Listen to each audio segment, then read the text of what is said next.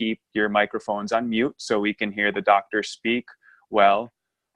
There will be time for a question and answer session at the end of the segment. But I want to first thank everyone for joining us this Saturday morning. I know it's not the easiest time to partake in a webinar, but we have a great topic today.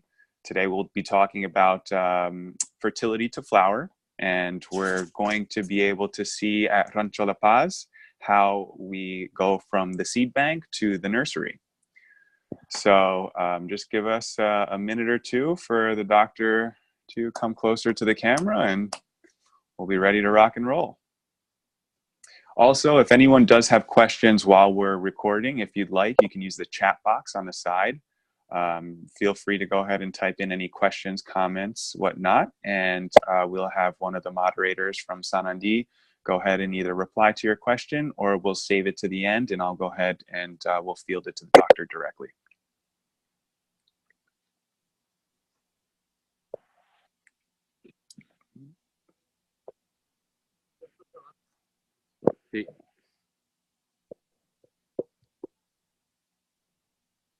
Hello, Kevin. Good day, Dr. Dieter. Hi. How are you, sir? Fantastic to see you. Thank you very much. So, Kevin, here we are, as we talked before. We have done a whole round trip through the farm, and we started our webinars with a wormery. We explained the importance of the soil. Then secondly, we talked about the plants and how soil. And today we start with the seed oil. How important soil, and from the side, and we show you our seed bank and explain a little bit what is a seed. And from there we go to the nursery and we explain the importance of the beginning, where the seed germinates in the substrate, which is the most important thing from the wormery, the humus, where the seed gets born, and where we start growing our medicinal plants from the beginning.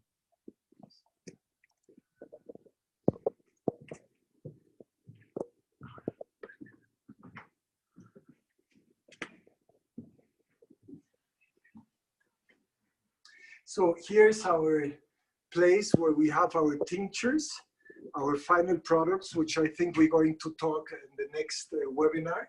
But today we wanted to talk about the importance of the seed. So since approximately 20 years, we have been growing heirloom seeds, which are open pollinized seeds.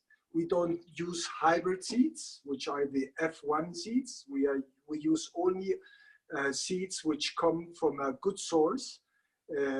Most of our seeds started biodynamically from a biodynamic agriculture, which I talked a little bit last time. And the most important thing is how to preserve the seeds and how we get seeds from the beginning. From the beginning, how we can grow our plants and get the information from harvest to harvest and collect the memory, because a seed is memory. It is memory, evolutionary memory. And one of the biggest problems we have is that we get seeds, hybrid seeds and genetically manipulated seeds, which lost their vitality.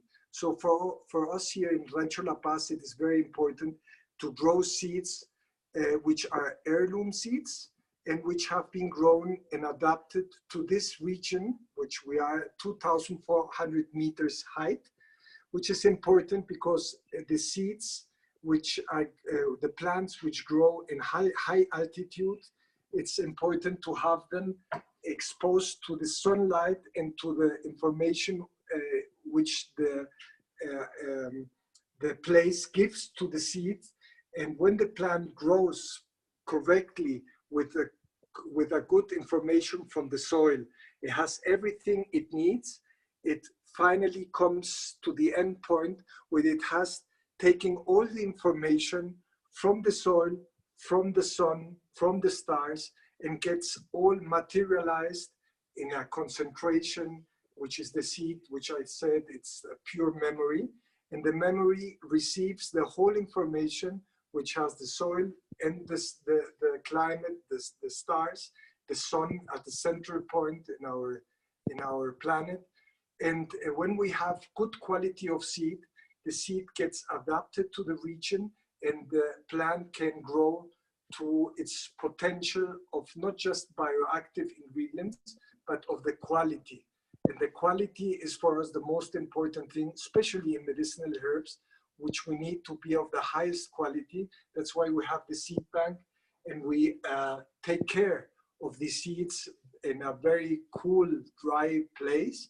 We have this seed bank, which have over 100 medicinal plants being grown here in Valle La Paz since 18-20 years. And all seeds are touched also by our biodynamic products, which are the biodynamic 7 remedies, which are homeopathic remedies, which are exposed also to the soil. And from the soil, the seed gets also the biodynamic information. So we have a seed bank which is certified Demeter. Demeter is a certification of a very high quality of seed.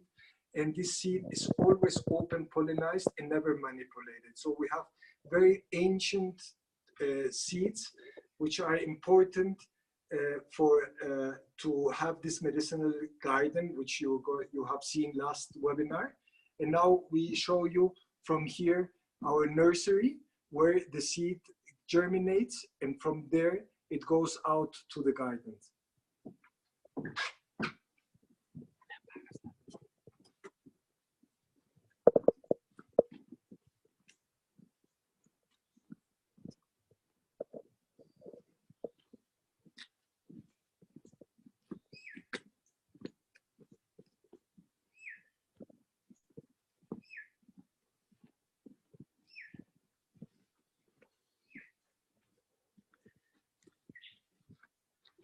So this is our small nursery, and from the soil which you have seen, which is created by the worms, especially by the worms, are mineralized. Then a special compost is made, and finally the biodynamic products or the biodynamic preparations are put into the soil. Then we have a biodynamic substrate, which is our soil, and this comes in here. Here we have a special climate where the seeds can start to germinate.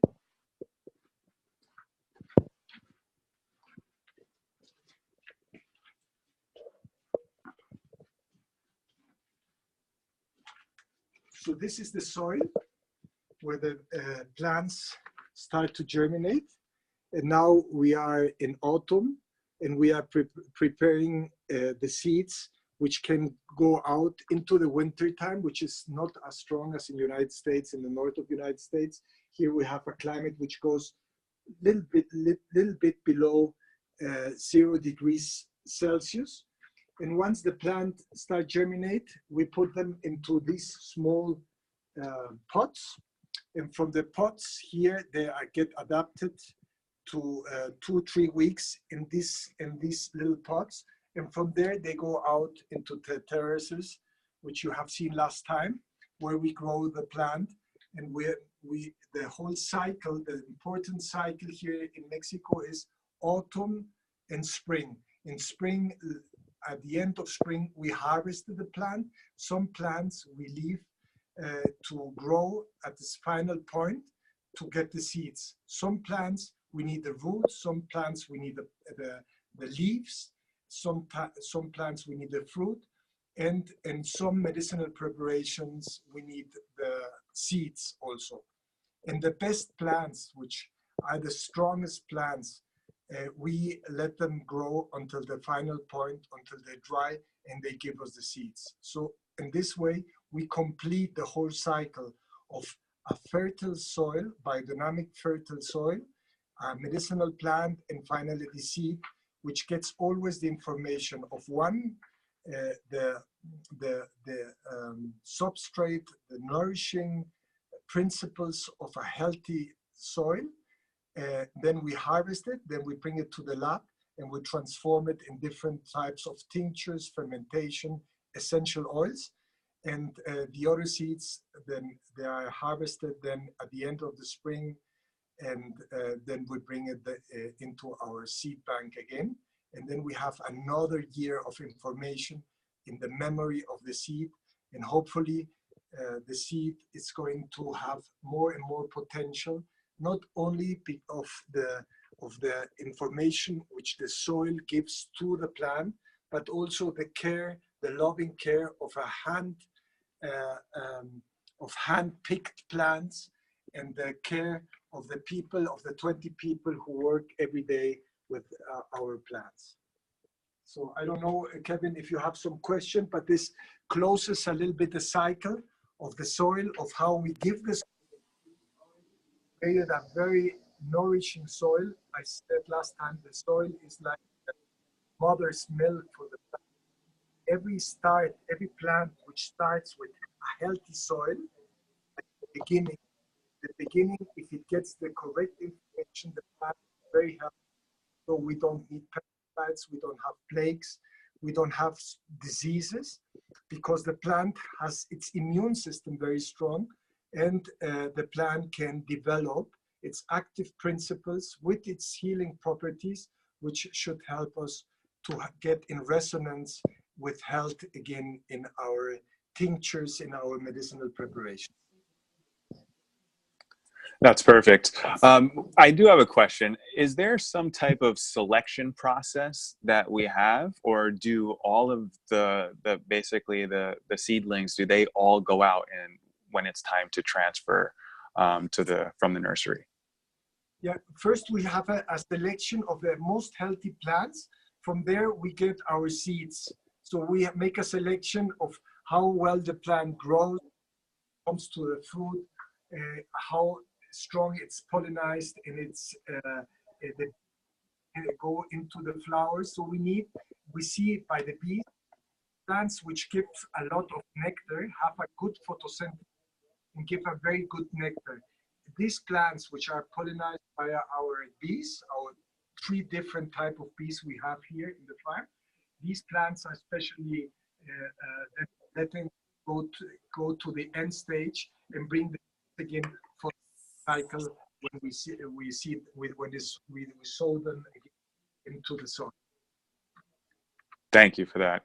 Now, for all of the active listeners right now on the call, if they wanted to go ahead and start their own seed bank, what would be a recommendation for you? Like how can they go ahead and source these seeds? Can they contact farms like us, or is it better for them to just go to seed banks in their local area? What would you recommend to them?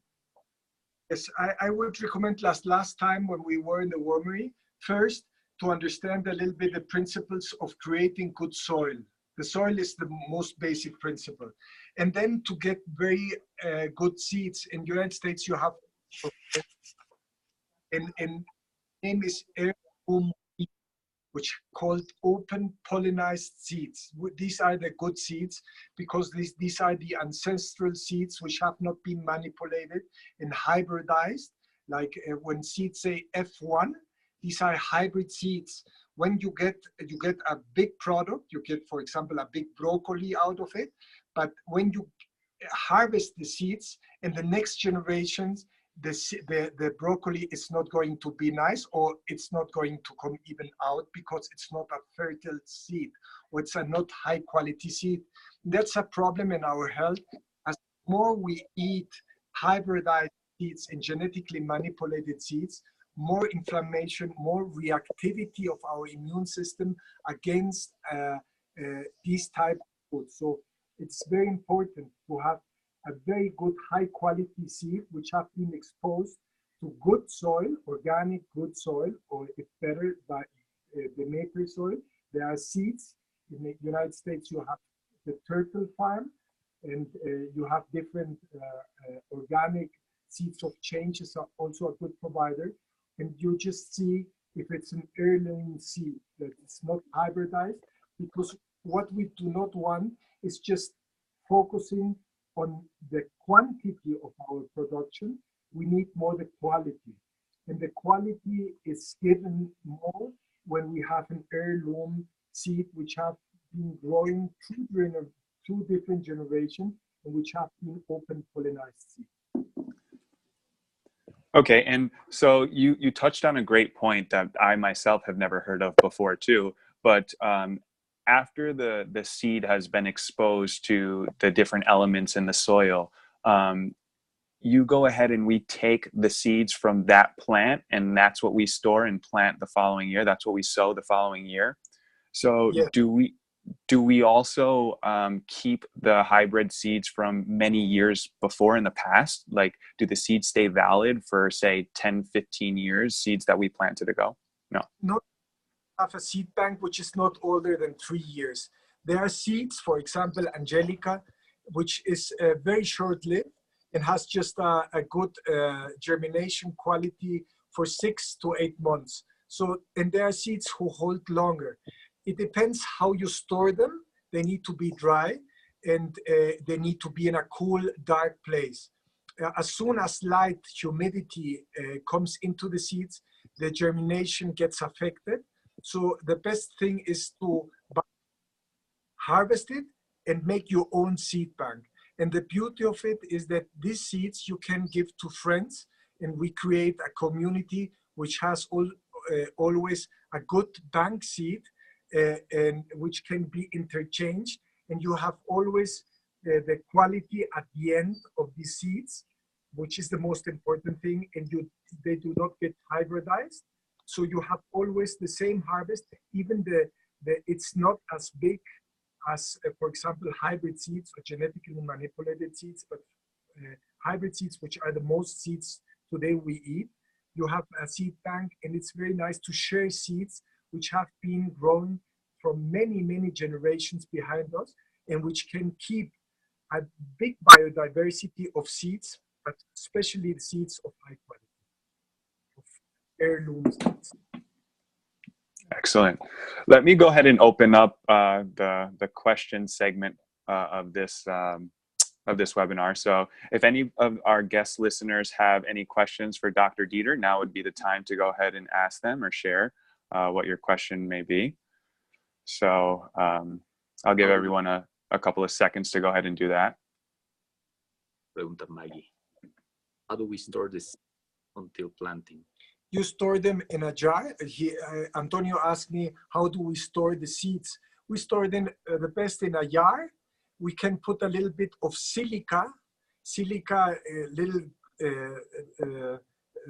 globules of silica, which you can put in a little plastic bag and make little holes in it. And silica catches the humidity and lets the seeds stay dry. So you just put it in a very close dry jar and put it in a place, ideally between 10 and 15 degrees centigrade, so the seeds holds longer.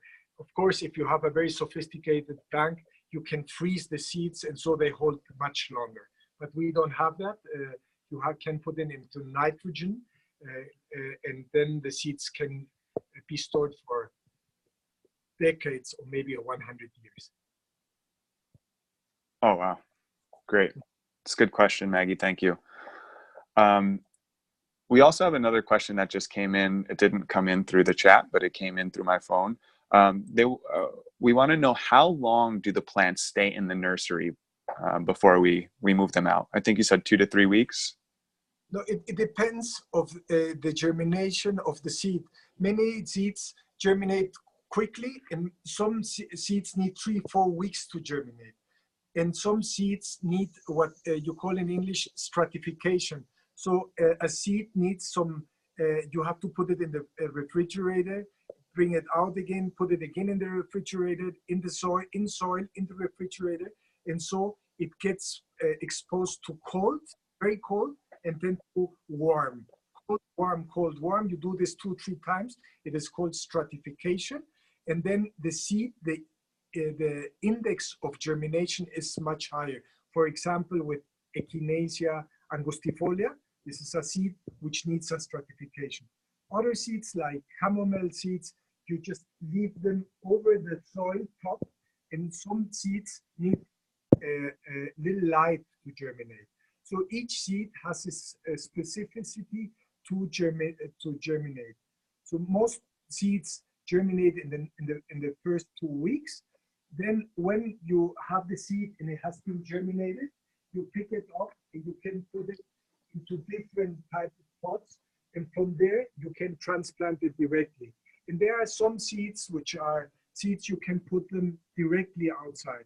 So you don't always need a nursery. You just need a good prepared soil.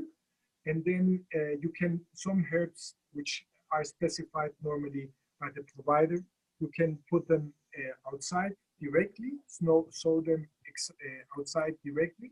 And to have a better control and to have a statistic of how strong is the germination process, we see if, for example, we have seeds which germinate 80–90%, this is a very good germination process, which says that the seeds were harvested correctly and were kept tight and in a dark place for a long time.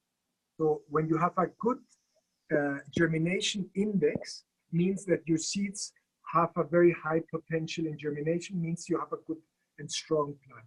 And there are other seeds which are very difficult to germinate. But most seeds in traditional herbs we use pretty easy to germinate.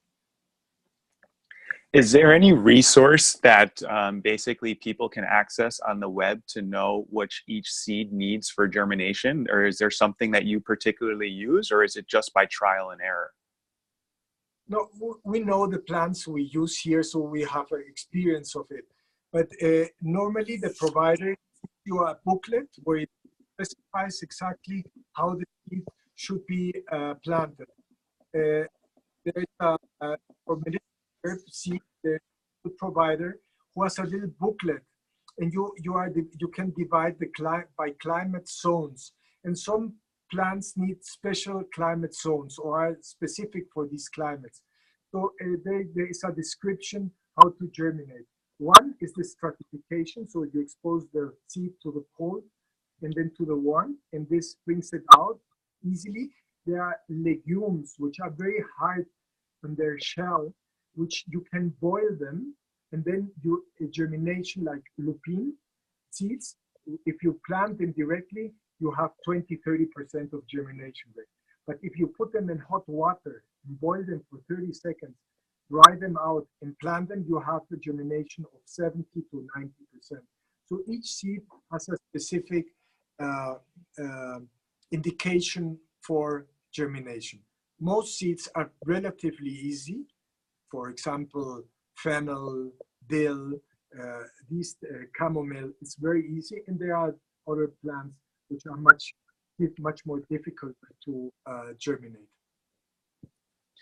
Great. We actually have a question about, and you may not know this off the top of your head, but we have a couple of people here from South Florida on, and they're saying that obviously it's so hot here in South Florida. How do we know which seeds would be best for us to go ahead, or what type of plants would be best for us to grow locally? Well, this I do not know, because I live in a very cool, high place. So I have experience here. In the tropics, I do not have so much experience. The problem is what type of soil you have. If you have a soil, dark, humus, good soil, you can germinate almost all seeds. The problem is when you transplant them out and it comes from a different climate zone, then maybe the plant is not going to feel okay, and you have slowly to adapt the plant through generations so it adapts to your zone. So this is a question I cannot answer, because I would have to we have to be very specific of what seed goes in each place. But in the tropics, there are thousands of seeds which are more specific for this type of soil and climate. And if you move to the north, to Montana or Seattle, you have a different climate. There are specific herbs. In general, we say the most important seeds you can grow is which has traditionally for many generations been grown there, which have been grown as open pollinized seeds. And these seeds are very adapted to the region, and the best thing is to find a seed provider in the near of your place where you live. So you start with plants which are easy to grow and have been time proven. And then start slowly to introduce other type of plants and start experimenting.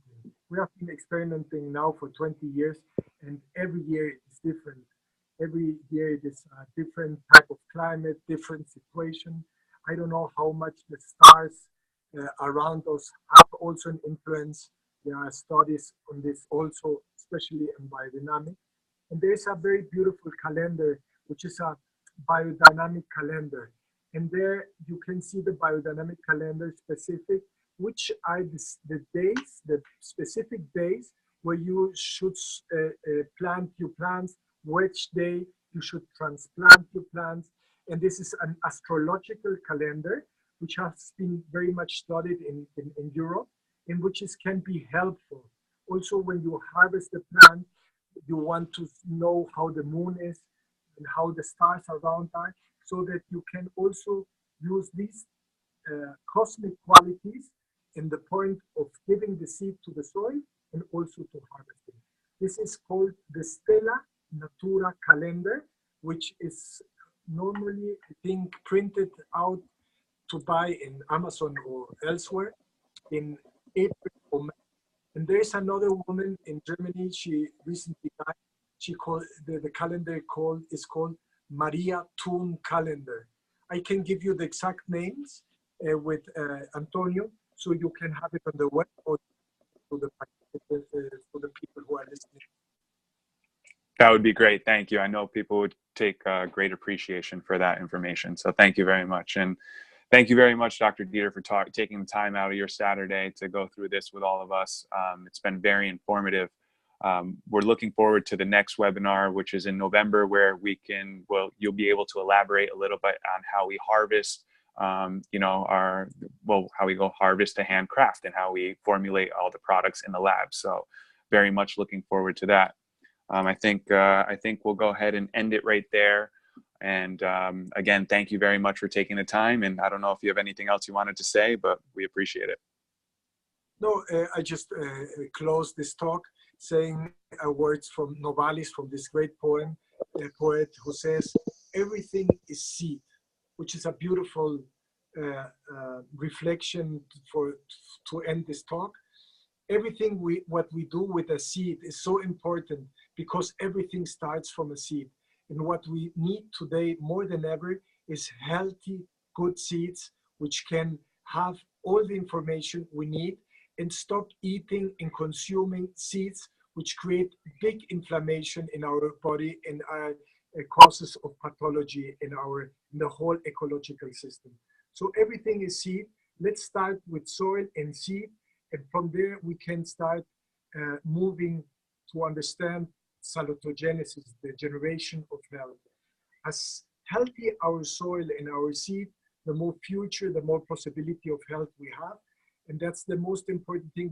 Doctors do not know what is soil, what is a seed, and our bodies need, again, good quality seeds which are grown from a healthy living web of soil to the end to give us the seed or the plant we harvested to give us health-giving properties. So Novalis says everything is seed. That's beautiful. Thank you very much, Dr. Dieter. We look forward to seeing you next month. Yes. Thank you, Ken. Bye. Thank you, sir. Bye-bye. Thank you, everyone, for joining the call. Please remember that we'll be sending a replay in the next couple of days. So if you missed anything, you'll be free to look at the replay. And if you have any questions,